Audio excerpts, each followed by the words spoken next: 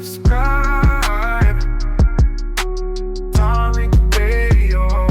Like and subscribe. Who is this person? The White Riders. Okay, we got this person here. The Rev, the Vibe Rider. We must secure an existence for our white children. Okay, we got somebody on that. What's up, the Rev? Unmute your mic, bro. Good morning or good evening. Don't know which one applies. I'm a little far from the United States of America. Where you at? But You're in Ireland? Where you at? I'm in Europe. Okay. And I came up because I heard the conversation. It's interesting. I just wanted to take your opinion specifically on how you feel about the fact that it's not. The title is a little misleading because it's not to report migrants. It's a reward if the bounty that they are trying to legalize becomes effective. You then receive 1,000 for a successful bounty. Is that okay? So there's a caveat. Okay. No, it's a way to have. Excuse me. It's a way to have the people that don't belong legally taken out and then reward those that affected that outcome. It's fairly simple. And I think I'm for it. I don't have a problem with the United States being a country that has borders, that has legal citizens that belong in their countries, just as I want the same for mine. Right. Now, I see you have what's that, the 14 words thing? What's that? Is it the 14 words? Or what's the number of words, is it? It's 14 words, yes, sir. 14 words. Okay, so. Do you know the words? I know it, yeah. We must secure the existence of our people and the future for white children. Perfect. Yeah, I'm familiar with that. Do you believe, do you think the RAHOA is going to pop off anytime soon? What is the RAHOA? RAHOA, the racial holy war that a lot of people who believe in who are students of the 14 words, they believe that the racial holy war is going to pop off pretty soon. Do you believe that? Well, putting racial and holy together to me is not something that I think should be done or is useful. We are all of different beliefs, and I think that race first, just as you want your nation and your race to thrive and prosper and have a future for your children, it's the same for us, for me specifically. Now, you have an American accent, so you were born here, it sounds like, but you moved to Europe, right? Incorrect. I spent a lot of time in the States. I speak very American. People that in my country, when I speak English, I correct them. I say, I don't speak English. I speak proper American. Oh. But I'm not a citizen, nor was I born there. Really? Okay. Yeah, you really sound like an American over here. I'll take that as a compliment, sir. Yes, indeed. Now, we know that the white birth rates are pretty low, and they're not being replenished. What do certain people in the, I would say, white nationalists, to be just respectful, in the white nationalist community, what are some of the strategies do they want to employ in order to do something about the birth rates? Do they have any strategies or tactics in mind? That I'm aware of specifically, no. And it's correct. The birth rates have dropped. They are low, and that is problematic. And that is part of the reason why we see this uprising in race pride and unity. And it is a great thing to see. It's not just within the U.S. borders, within white cultures, white nations specifically.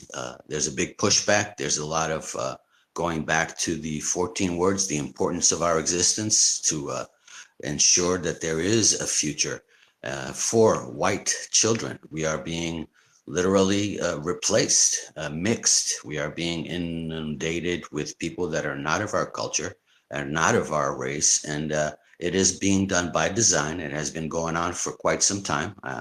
I will mention the fact that it's not unknown who the little tribe of hat wearers are responsible for decivilizing, miscegenation, all kinds of people. And they've been doing this for quite some time. So the pushback now against anti-Semitism is because they're being exposed, and they are using their infiltration, their manipulation of governments worldwide to effect a complete mongrel race of not specific black, not specific white. They really don't care about religions. Their aim is to obliterate all of us, including you and I, and have nothing other than themselves as the rulers. And it may sound a little hyperbolic, but that is in their teachings, in their book, in their Talmud. That is their goal. And they are very patient. They've been at it for thousands of years. Mm. In some of the Nazi publications and in some of their ideologies, and I want to see if you can kind of confirm this. Um, when they were speaking on Jewish people, they looked at Jewish people as basically being, from what I read, really a Negroid race. Is that part of the ideology that you subscribe to, that they're really a secret Negro race? No, I don't. I don't think that anybody that, at least in my circles, considers them a Negroid race. They are a separate, unique race, just as you are and I am. Right. But I don't think the Negroid applies. Right, yeah, because in Mein Kampf, Hitler mentioned that they were Negroid a couple of times in that, and in certain other Nazi propaganda, they kept referring to them as Negroid. So there was, there was a thing with that, and that's one of the reasons why they said they didn't want them to taint the Aryan bloodline with the African Negroid blood. So that's what I would read. So I just wanted to see if you had any Well, idea of that. I can expound on that a little bit. I can tell you that it's basically it may be used as a reference or a comparison or something to give an example of, such as, etc. But it's not an actual tenant or of any kind or any reference that is valid or used around. Right. We don't consider Jews Negroids or blacks Jews, etc. It's not interchangeable. It's not the same. Got it. So, if you guys wanted to do a white ethno state, um, where would that be? Interesting, because the United States literally was founded as a white ethno state. You may, of course, you're going to disagree, but I'd be happy to put some information for you together that proves it in writing from the founding fathers that I think you have a problem with as far as being the founding fathers. But we'll probably disagree on that. But Well, the thing is, legally, they and statutorily, they have the records. You have the three acts from Congress specifically pointing out that it was for a nation, for us to prosper, we the people to prosper, and it is in writing, and it specifically mentions white of high moral character. hmm right. But here's the thing, yeah, when they tried to make this white ethno state over here, and they tried to do it on their own, they just kept failing. They just couldn't do it. They physically couldn't build it on their own. They really didn't get a real strong foothold into the black people were solidified in that Jamestown colony. So they probably wanted to have a white ethno state, but they just didn't have the wherewithal to do it, and they were basically dying off and killing each other and cannibalizing each other over here. So they just couldn't do it. So I'm just trying to figure out how would they create Well, that's, yeah. I apologize. Do you want me to wait until you're done to speak? Because I really like this interchange, and I respect the respect. So I'll give it back. I don't want to cut you off. No, that's all right. No, but go ahead and interject. If there was something I said that you feel is incorrect, go ahead and interject. Yeah, well, it's not that you are incorrect. You are basing that statement on Jamestown, which was one of the few times that there was a group of people that actually was fleeing from what they were not happy with. And we're not talking about uh, the ability to just fly in an airplane, go to another continent that with the ease that we have today. The struggles back in those days globally were much different. There was no communication per se. There was no easy access for travel, etc. So to put that in perspective, when you say that they were unsuccessful, well, they didn't give up. And then when they finally did become unified with the same purpose and they decided to make a country, to build a nation, the first people that got here to the States were nothing else than pioneers. They were the ones that forged it together, as many other nations, as many other peoples have done throughout history. And they conquered, not uh, colonized. They conquered the people that were there. They were better fighters at it. They were better winners. And they then formed a legal way of creating a nation. And that's what I was referring to, the acts of 1790, 95, and 1798. Those are the documents that founded the United States as a nation, as an ethno state for white people of high moral character. That's what I Right. mean. Okay. Because I go back to the very, very beginning. I go to the very beginning, going back to those colonies, and they would not have been able to get the country running if it were not for the foundational Black Americans who were in the colonies, um, building the economy with that free labor. Um, Also, the culture was coming from foundational Black Americans as well.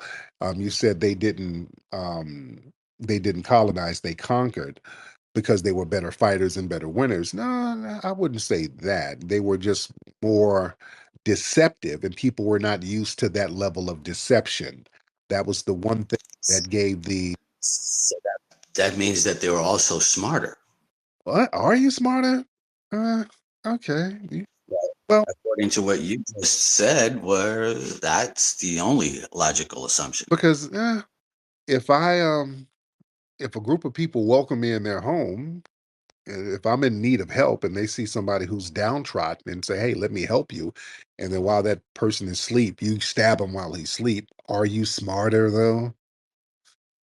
No, but You know you're what I'm saying? taking the assumption that these people came Right. across and came to the continent, and there was nothing but peace-loving Indians and all whoever you think were here, and everybody was fine. And then the evil white man came in here and started slaughtering and conquering and killing everybody. That is not true. Your people and Indians themselves were a warring culture of taking others' property, others' territory for their own purpose, and they enslaved each other and then traded them as slaves. I'm sure you're aware of But that. there was a thing about manhood. You would fight, even if you fought. People have always warred, they've always fought, they've always battled.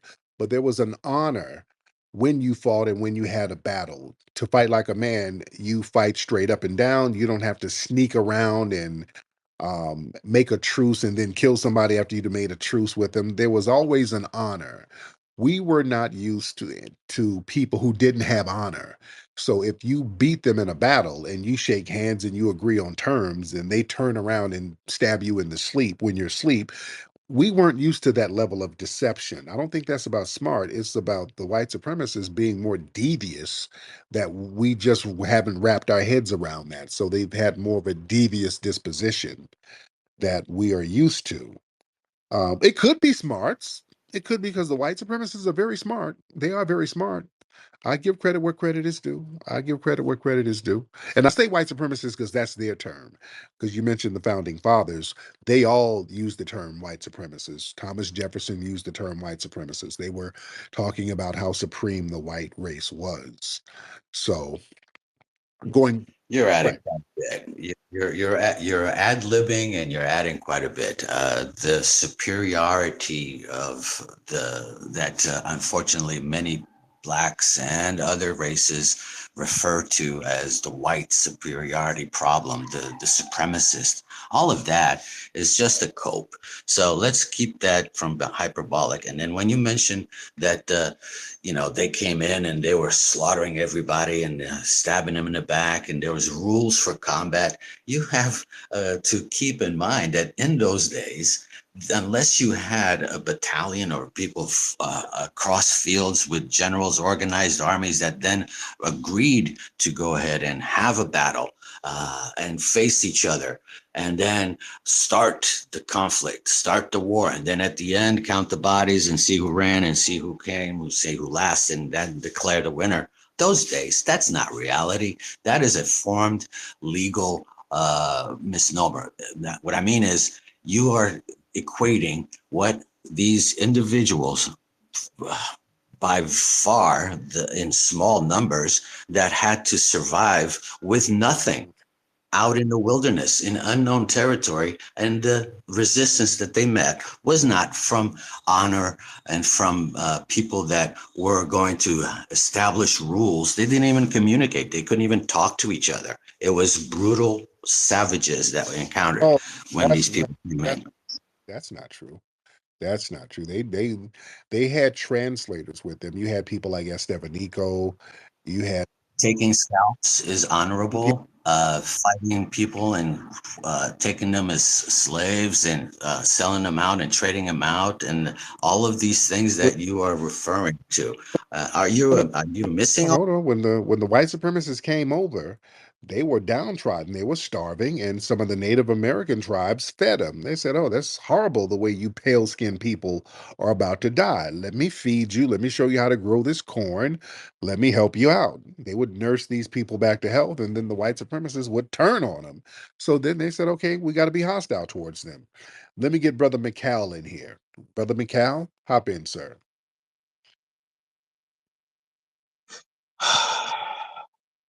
Great minister of code. How art thou? I'm good, my brother. How are you?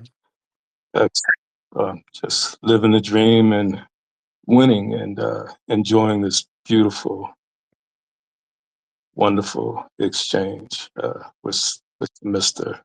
Rev. How are you, sir? Fine, thank you. Excellent. I like that reverb you got on your voice. Is that a hall or a room or chamber?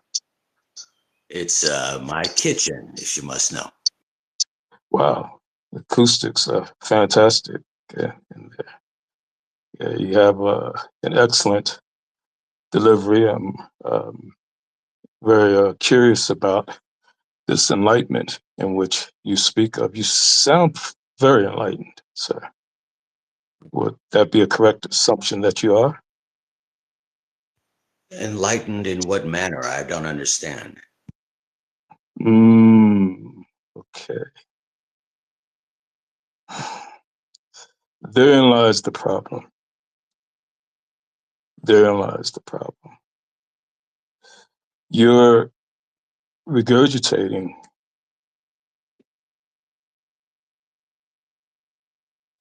things that Are words difficult for you, sir? you've been taught, but you're not enlightened about the things that you have been taught.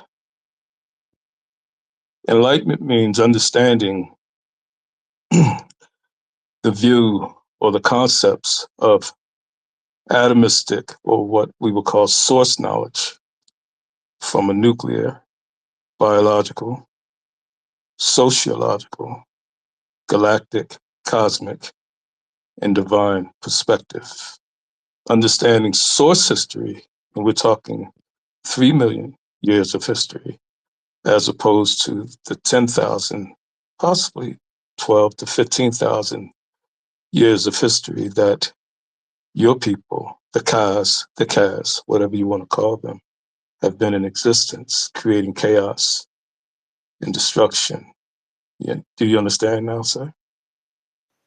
I understand that you try to sound smart by using But, big words and long sentences that make absolutely nothing but gibberish sound plausible. okay, But I am enlightened but, by but, this, the fact but, that curious, you're, but curiously, you're everyone in the space understands what I'm hold on a saying second. except Let me you. finish. Please answer this. You are a descendant of those Please let who me were finish. called the You're sea referring to people. Do history. you know You're who the referring do you know who the do you that know who the sea didn't people? exist until Sir, we I'm asking you a be question. able to Do you decipher know who the hieroglyphs. do you We know who the started sea people are, sir? I'm asking you a very simple question. Yes or no? no, Do no, you you know did who the sea people are? Yes or no? what? What? Yes or no? What? You're stuttering. Do you know who the sea people are? The sea people. Yes. Are you familiar with the invasion of the sea people? No, please tell me all of this great factual from the root source history that you have knowledge of. Okay, sir, I'm going to save my breath to blow my soup. You're not on my level, and I'm not going to waste my time.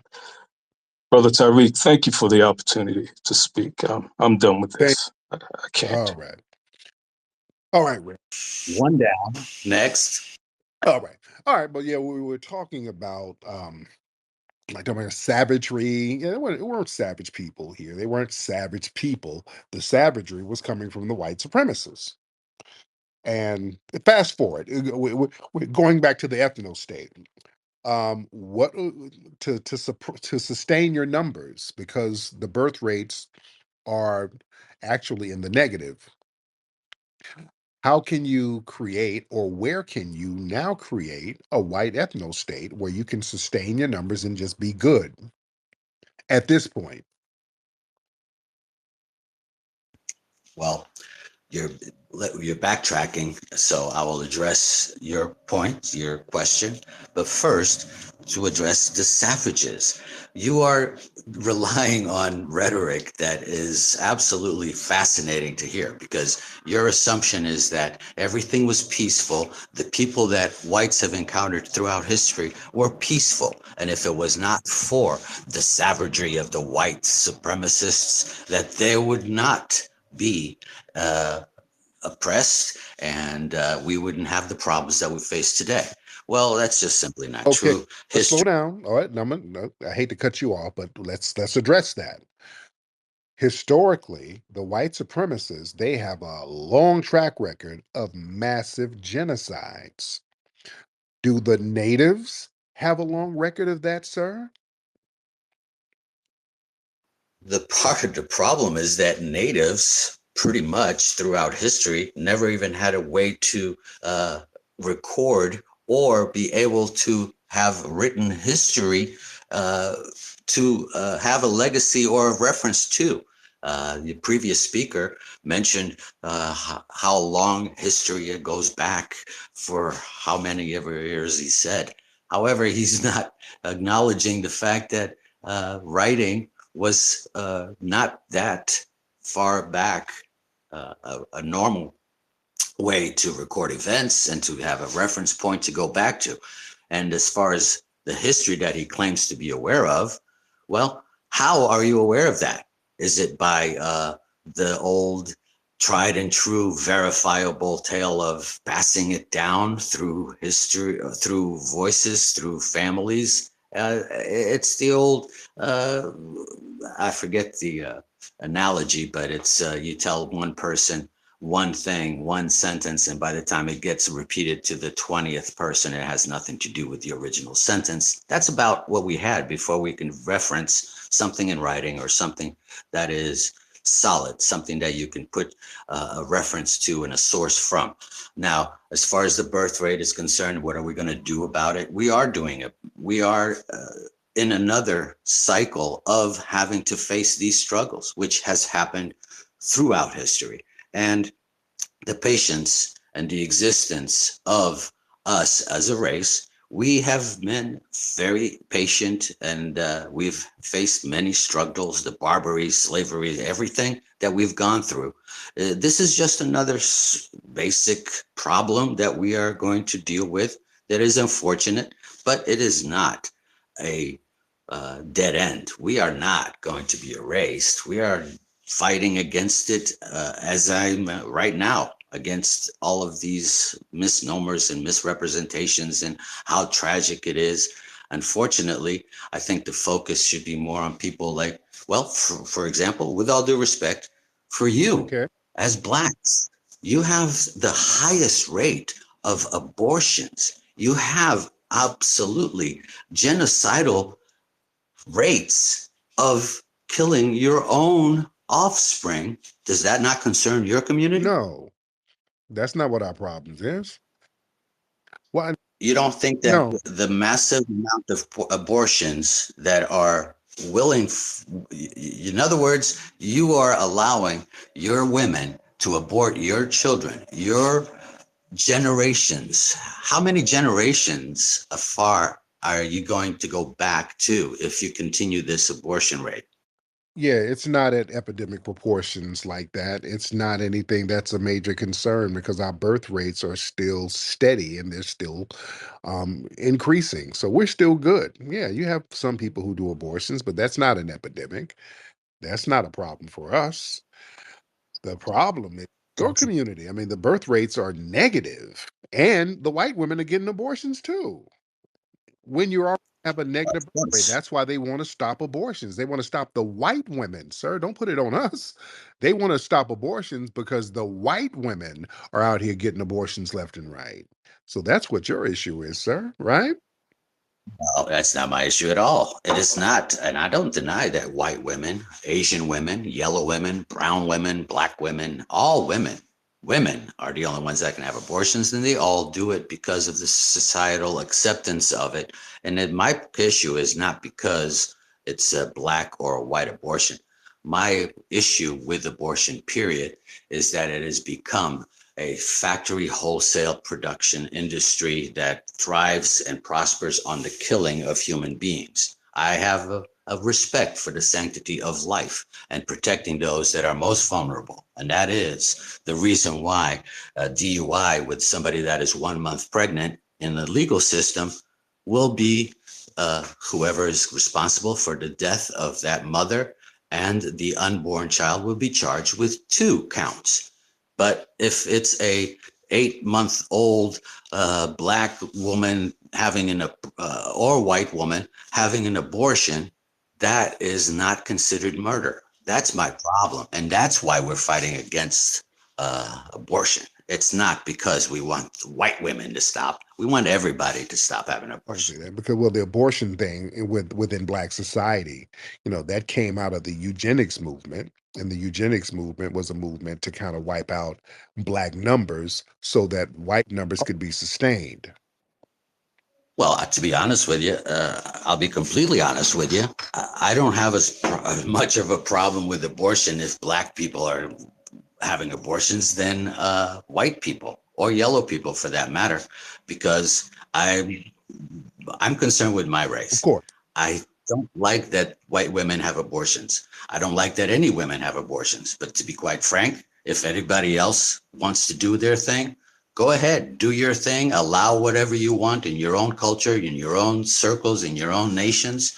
But if I want to, in my nation, in my people, in my culture, we want to stop it, then we should be able to. And that's the problem in the United States. It is no longer a one identifiable peoples, nation, right. race. And that is the confusion.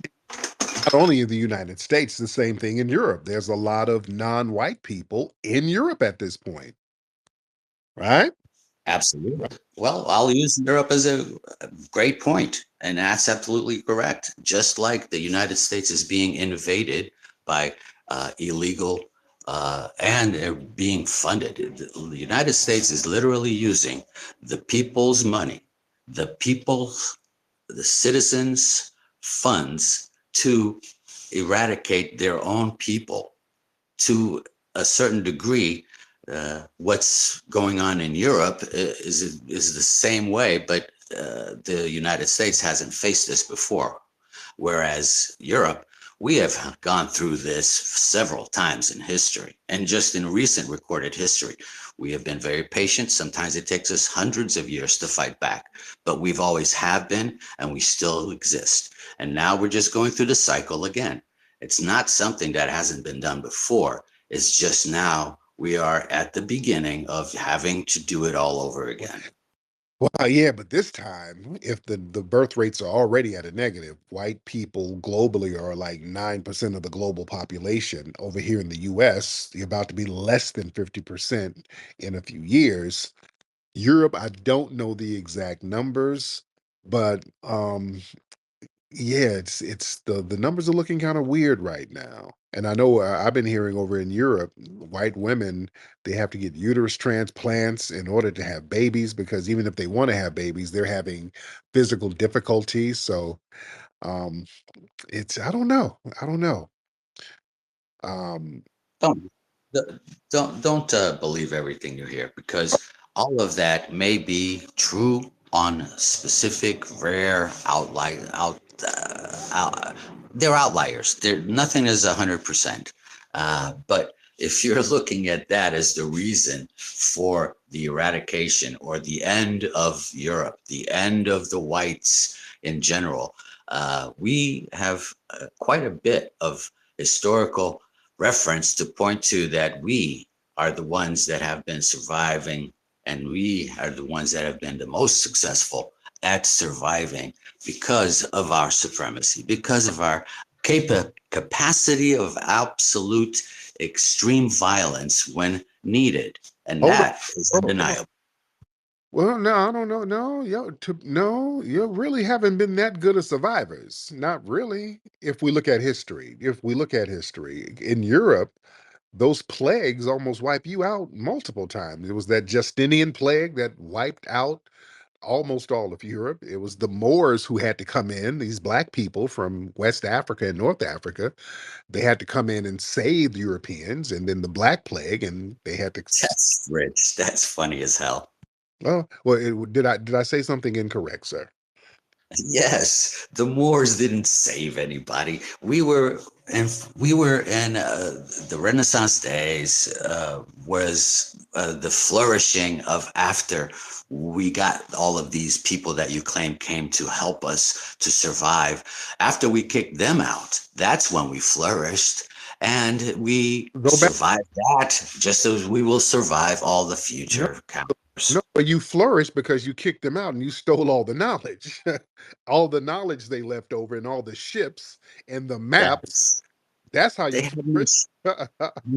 That's ridiculous. You have to realize how ridiculous you sound when it's the people that you claim came inside of this and we stole their technology that were not the ones that were building ships. They were not the Vikings. They were not the great explorers of Europe. From Portugal, for example, the Spanish. There was a point in the history, and I'm sure you can't deny this. The reason why Portuguese and Spanish is spoken throughout the globe and not Nigerian or not Muslim language or Arabic or Chinese or any other language. It's mostly Portuguese and Spanish that has been, because at one point, the earth was literally divided between those two empires. They split the earth and said, you take that half, we'll take this half. Nobody from Africa specifically even knew how to fucking build a boat, much less have technology. Well, I hate I gotta mute you. Yo, that's not true. Abu Bakari, they left from West Africa and just a whole ton of ships in the 13th, 14th century. Yeah, that's not true. This is very well documented. Abu Bakari, they left West Africa in a whole bunch of ships and came to the West. The ships that were in Spain, these were Moorish. The Moors had those ships. That's why Columbus would use Moorish maps. That's how he knew how to get over here. Why do you think Spain was the first place to go around the world? They had access to all of the Moorish technology because those Moors were coming over.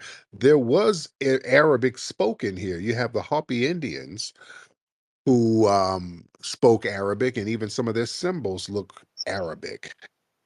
When Cortez came here and went down into Mexico, he drew images of the buildings he saw, and he saw several mosques. I want everybody to Google what I'm saying while I'm talking. I'm not, because hey, sir, this is You're you're what literally reinventing history. You're literally omitting and rewriting history and inputting what you would wish was true instead of the actual factual, historical, verifiable, yeah, empirical Cortez, evidence. It's Cort- fascinating to hear. did Cortez draw images of mosque and say that he saw mosques in Mexico or not, sir? This is what he said. This is not me talking. Cortez said he saw this. And in fact, they had to Christianize the Moors. They had to make them stop practicing Islam before they brought them here. They needed to bring them here to be translators and healers. People like Estevanico the Moor, who was jet black, who was the person who was walking through North America, leading some of the few Spanish who survived. You talk about how they're survivors, they all died off, damn near. Only a handful of them survived. He was the one leading the expedition over here. So yeah. Well, yeah, you were a little incorrect. I just had to gently correct you on some things. But go ahead, sir. So, when Cortez went into Mexico, did he find a peaceful people that were drawing mosques because of influence from the Arabs, from the Muslims, from the Moors, or whoever you claim? Were there, or was he confronted with the reality of the brutal savagery, sacrificial temples that were laden with blood everywhere and heads decapitated, playing literally a sports field where heads were used in the ritual? Am I Mhm. wrong? No, you're absolutely correct. They were doing some weird stuff down there with the Mayans and the Aztecs. They were doing some So weird let stuff. me finish. Go ahead. So what you're doing is you are inputting these little tidbits of things that you cannot possibly come up with and prove as a sidetrack to the absolute savagery of a peoples of a completely almost a continent in South America. Slow down because you can't say I can't prove it because if they can document what they were doing with the heads, but then they documented that the mosque were down there, you can't dismiss one and then agree with the other because it fits your narrative.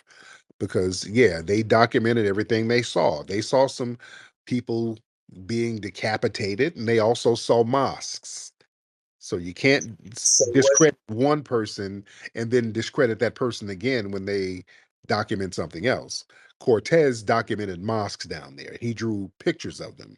He drew what looked like modern cities down there by the Aboriginal people, sir. This is documented. Okay? Well, you say that, and fair point. If that is true, I have not seen that, or I have not seen any references to it. You are claiming it, but I haven't personally been aware of it, or quite frankly, believe that that is the point. Even if there was a mosque, if a mosque existed when Cortez came there, why were the people so savagery? And are you claiming that because there were mosques in there, they participated in the savagery? No, I mean, if you have a society, you will have peaceful people in the society. You'll have people doing janky things in the society. That's in every society. There's always a spectrum of how people are going to act. But with the white supremacists, all of them engaged in savagery and genocide at one point. All of the natives did not do that. Columbus, when he went over to Cuba, he saw a mosque in Cuba. They documented that. So there was Islam happening when they had their translators. Their translators spoke Arabic and Hebrew and different languages, and they said the people understood what the hell they were talking about. So there was already contact with people before the Europeans. It's inevitable that would happen, and this is very well documented. They're white historians who have documented this. But going back to Europe, we were talking about how the Europeans have a way to survive. Again, they were dying off up there in Europe. The Moors, who were black, they went in there and cleaned up Europe. The Justinian plague ended in 725, like a decade after the Moors showed up. So we can't dismiss the influence that those black Moors had on saving Europe. But go ahead, sir. So let's say that that premise is true. How did they save Europe specifically? Oh, because you were dying off up there. You were dying off after the savagery of the Goths and the Vandals sacked the Roman Empire. Europe fell into a dark age. You know your history there. Europe fell all the way off. It wasn't shit going over up in Europe. It was just degeneracy, filth, hunger, starvation. There was nothing going on over in Europe at all. And those plagues were killing people off. And they didn't get things together until the Moors came up there. The Moors literally came up there with medicines and healing techniques and cleaning techniques because they didn't know how to bathe. Bathing was evil after the Roman Empire. The Romans were basically a fixed mulatto race. They were nothing like the anglicized Europeans, but they sacked Rome and they were not bathing up there. They were getting sickly, and there's a good book on that called Dirt that you need to check out. Written by a white guy, by the way, talking about the filth that was happening up there. And the Moors went up, So, started to clean up everything. so, Really, so the great contribution that you're claiming that saved us was learning how to bathe, when you have the references for even before that era, ancient Rome, with the enormous baths in Europe, in Italy specifically, and then you don't realize how ridiculous your claim is when no, the history. slow down. I just said Rome. But Rome was a fixed mulatto race. The Romans were nothing like the other anglicized Europeans. They were nothing like them. Rome was its own little separate entity. They really didn't have anything to do with those other northern Europeans. They weren't the same people. The Romans were a mulatto race, a fixed mulatto race to a certain degree. They were getting a lot of their knowledge and learning from African culture, by the way. So yeah, it was down bad. Europe was down bad during the Dark Ages. They almost died off during the Justinian plague. They literally almost died off. And there was a term in Europe called "Thank Heaven for 711." And that means the year 711 when the Black Moors showed up, because they literally saved Europe and saved the Europeans. Taught them how to bathe, taught them how to grow food, taught them how to eat four-course meals. That was taught by the Moors. Taught them algebra. That's why these words have these Arabic prefixes. All right? The Rev, you in here, sir. Come on. The Rev, are you here, sir? Yeah, you had me muted. Oh, my So bad. Sorry. I'm sorry. again, just I didn't realize I was going to get a mic, much less get into a conversation. So I appreciate that. But life beckons, and I have about 20 minutes or so, if it lasts that long. But then I will have to dip out. But to address your latest point, you're bringing up the Romans as an isolated mulatto. Are you delirious or just willfully ignorant? For example, where is Hadrian's Wall located? Do you know that? That's in Rome, right? Oh, you historical ignorant person. It is not. In Italy, it's not even, well, it's within the continent, but it is in the Isles. And it is a way to prove that Romans had reach way beyond Italy. Wait. And Where is the influence of the people. Slow down. It's an island, sir. Where is it? Where is it again? Ireland. Trajan's Wall is in Ireland? Hadrian's. Oh, I thought you said Trajan. Okay. Because there was another monument, Trajan's Wall, that's in Rome. But go ahead. Now, I haven't heard of the one in Ireland. Well, it's apparent that your basis for all of these facts that you spew out are both uninformed and skewed, biased to whatever point you wish was history, Hold on now. denying Slow down. actual history. Hold on. You mentioned Ireland.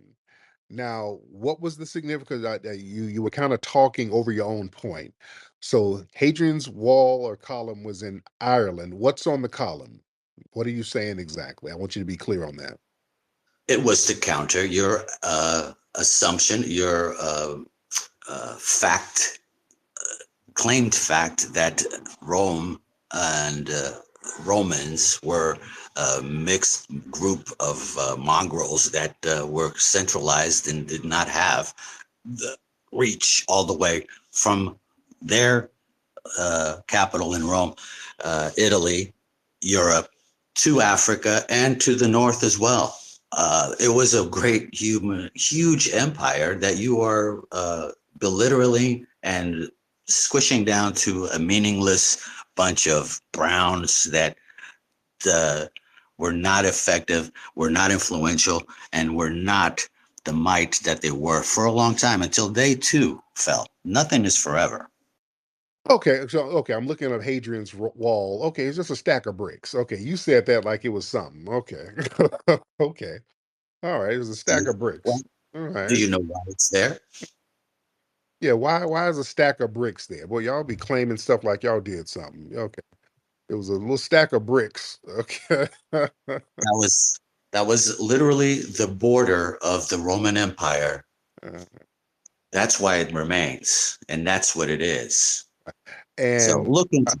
and by the way, speaking of Ireland, get a book by a white man named David McRitchie.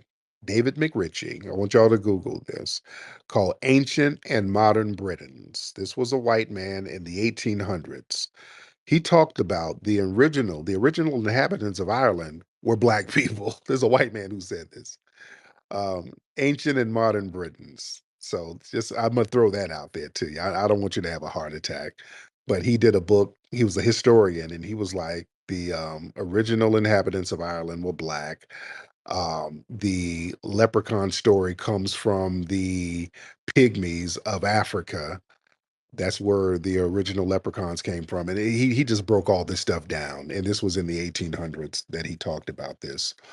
But the history is very deep. But fast forwarding to modern times, um, creating an ethno state to do something about the birth rates. And I know you don't have too much time, Rev, so we're not going to keep you too long.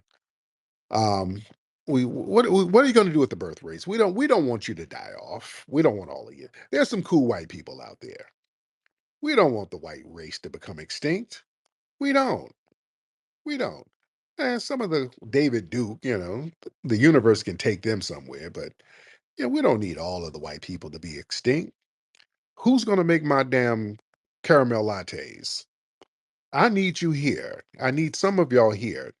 Y'all make very good Rice Krispie treats. I like Rice Krispie treats. We need some of you here. So the plan for the white ethno state, in that ethno state, where do you see black people in relations to that? Go ahead, Rev. Well, if it's an ethno state, there is no black people. Just as in Africa, as an ethno state, there should be no white people. It is that simple. And as far as the birth rates, what we're doing in our situation, in our current sad situation, we are doing what we must do in order to point that out. And everybody's aware of it. It's not a secret. And we, within ourselves, are doing what we can to promote ourselves, to to rekindle the fight that our ancestors and our forefathers, through much worse situations, through much dire struggles, have been able to survive and to produce myself and others. Just as you, Tariq, your parents, if you are a black man, you have generations of non-misgendering, non-race trading to be proud of. But in your own country, in your own state, in your own culture, and to be able to prosper and thrive. We don't want anybody to be erased. We just don't want to live amongst others. Why is that such a problem? There it is. All right. Thank you so much, the Rev. You said it. There you go, man. I appreciate your call, man. I think it was a very civil conversation. Very civil. I like to hear what some of the white nationalists got to say. I like for them to break it down. I like for them to break it down. And where do you see us in all of this? Where do you see black folks in all of this, the grand scheme of this thing? Yeah. One love. Hey, Tariq. Hey, shout out to the room. Shout out to you. I really was so annoyed with that because you already know what that was. And the mere fact that he was lying about Hadrian's Wall, they don't even know their own history. Honestly, he sound like a old Asian Yeah. immigrant. Like, didn't he sound funny? Right. That Like he wasn't. he thought he ate with that Hadrian's Wall. That was just a bunch of brick. Right. I'm sitting here thinking, what does that have to do with the conversation? And yes, Hadrian's Wall, when you said it was in Rome, he told you no, it wasn't, and lied because he didn't want to acknowledge the fact that you knew about you understood where he was or you understood where he was coming from, but he didn't like the fact that you were making points. And this is my issue with the ignorance of a lot of the degenerate Neanderthals is that they use the swastika and don't realize that symbol comes from ancient Egyptian symbols that were found in Egypt. They use things that they cannot figure out why it is that they're mimicking. They mimic so many other people's cultures that they don't even know what their own is. Yeah. But they will try to argue you down about history, not even realizing, yes, Europe was on the brink of destruction by their own doing. Yep. Yeah. Own doing. And it's the same as why Rome fell. It's the same reason why their birth rates are falling right now. I even posted that in the chat. He told me some don't believe the propaganda. I'm like, so now all news information is propaganda? Yeah. Like doesn't even make any sense. It's just ignorant. I didn't. Thank you, beloved. Yeah, he was splaining and just, he just saying stuff. He like, yeah, we have a whole history of surviving. And not really. Not really. I mean, there's so many times y'all almost died off. You know? Yeah, it was, let's be real. Them Black Moors saved them. They saved you in Europe. You're about to die off. They came up there and saved you a couple of times. They're about to die off. And you're talking about the Renaissance era. The Renaissance, when the Moors were all kicked out, you kicked them out and you conquered them and went into those palaces and went into those vaults and got those maps and got all of that knowledge and got all of their books and translated them from Arabic to Latin and English and Italian. You look at the Renaissance era, that was basically them using all the game they got from the Black Moors, using all the navigation skills, using all of those old ancient texts, which is when they started doing creating Masonic lodges so that they can hide that knowledge where only a select group of people can get to learn that. That's when they started to do that. It's deep. It's deep. It is deep. Who is this person here? Who is a Spanish Dominican king? This is an interesting. I was about to go off. It's so interesting. Hold on. Let me hear what this person has to say. Spanish Dominican king. Who is this person? What's up, Spanish? It better not be that damn Puerto Rican dude who acts like he's FBI. You better not be him. No, that's not me. I just got a question real quick though. Yes. If the Moors were black, where are they today? They are blended in and they've amalgamated into Black society here, Black society in Africa. In fact, when Ion, who was a Spanish explorer, when he brought enslaved people here, he didn't go to Africa, he brought Moors over here to San Miguel del Guadape in 1526. So the term Moor was just a general term for Black people. So yes, the Moors were definitely Black. There's not even no doubt about that. Though even the word Moor means Black. So there's not even a question about that. So what you're saying is the Moors were Arab-speaking black folks from North Africa, correct? And when they went over there in 711, the military arm of the Moors, the area that is now known as Senegal. So they were from West Africa and North Africa when they came in, the initial Moors. But they were not all Arabic, because there were Christian Moors. Again, the word Moor was just a catch-all term for black people. That's what they would call a black person. So you had Saint Maurice, who was a Christian. He's Saint Maurice the Moor. There were other Christian Moors. You had Moorish popes. So yeah, it was a catch-all term for black people. But go ahead.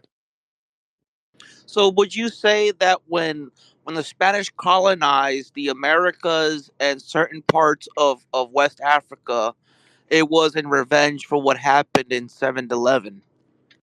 Yeah, well, basically, what they wanted to do, they realized that the Spanish, with the Moors in charge, those black people running things, they phenotypically changed the look of Spain. The Spanish used to look like Northern Europeans. They would be blonde-haired people.